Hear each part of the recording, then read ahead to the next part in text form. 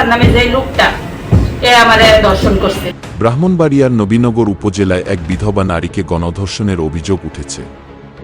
এ ঘটনায় মামলা করায় ওই নারীকে ও তার ছেলেকে খুন করে লাশ গুমের হুমকি দেওয়া হয়েছে বলেও অভিযোগ উঠেছে।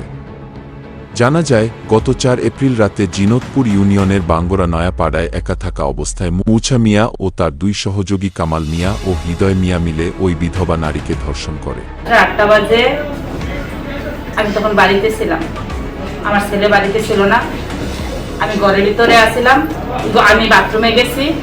এই অবস্থায় আমি বাথরুমের থেকে আবার বাহিরে বাথরুমে থেকে ঘরে ঢুকছি, ঢুকার সাথে সাথে আমার 3 জন লোক থাপাড়া ধরে নিয়েছে। থাপাড়া ধরে আমার একজনের হাতে ধরে লাগছে, একজনের পায়ে ধরে লাগছে, আরেকজন মানে মুসার নামে যে লোকটা আমারে দর্শন করছে।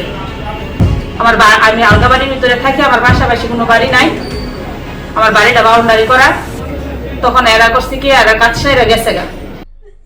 নারীর চিৎকারে আশেপাশের মানুষ ছুটে এলে অভিযুক্তরা পালিয়ে যায়।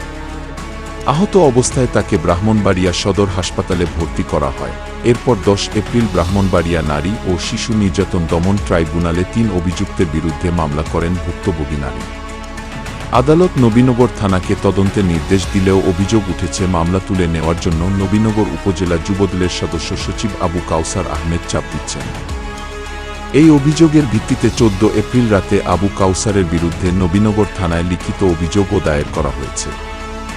এ বিষয়ে জানতে চাইলে যুবদল নেতা আবু কাউসার আহমেদ বলেন, আমার বক্তব্য হলো আমি বিচারক, আমি বিচার মান বিচার করেছেন না মানলে আমি এইগুলোর মধ্যে আমি নেই, আমি কেন বিচার আমি তো হুমকি দিব কেন?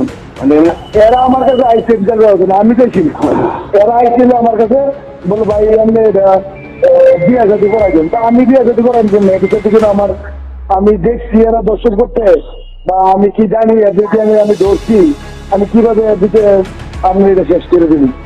নবীনগর থানার ভারপ্রাপ্ত কর্মকর্তা আব্দুর রাজ্জাক জানান, মামলা হয়েছে, দর্শনের ঘটনার মামলা হয়েছে, মামলা তদন্তাধীন আছে, তদন্ত হচ্ছে।